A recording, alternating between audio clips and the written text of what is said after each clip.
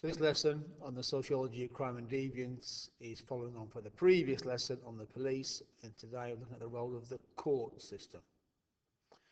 Magistrate, judiciary, Crown Prosecution Service, sanctions, imprisonment, gowns, interpretation. So let's make some quick notes on this country's justice system. The police do not send you to prison. The police arrest and gather evidence. They then send the evidence to the Crown Prosecution Service, the CPS, and they decide whether or not, based on that evidence, to send you to trial.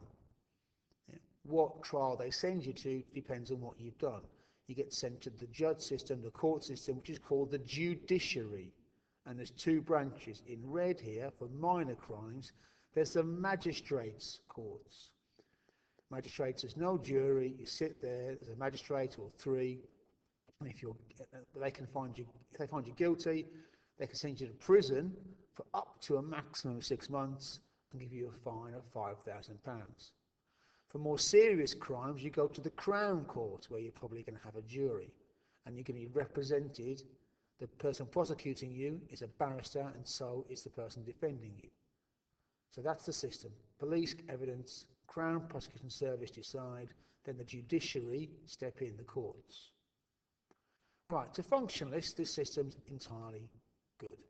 To functionalists, this helps the system run smoothly. There's got to be a system for punishing people, for finding them guilty and dealing with it. Moreover, to functionalists, the media play a large part in this. That's why courts are not in private. If you are found guilty, it is made public, and the media publish it. And they do that so that we can see that if somebody breaks the law, there is a punishment. And to a functionalist, that helps the machine run smoothly. So these people here were found guilty of taking part in a riot. Afterwards, their photographs are printed in the newspaper. So everyone can see, oh yeah, they did that, and then they got punished for it. You get the police outside prisons, courts, photographing people being led out. It's for our benefit, according to functionalists, so we can see that justice is not just happening, it's being seen to happen. And clearly, Marxists take a different view. They point out that the judiciary is made up entirely of members of the bourgeoisie. You've got lawyers, solicitors or barristers who are bourgeoisie, you've got the courts, the judges, everything. It takes place in a big wooden room where this man sat on a throne halfway up in the air above you wearing these weird costumes. It's all very intimidating, and it's meant to be.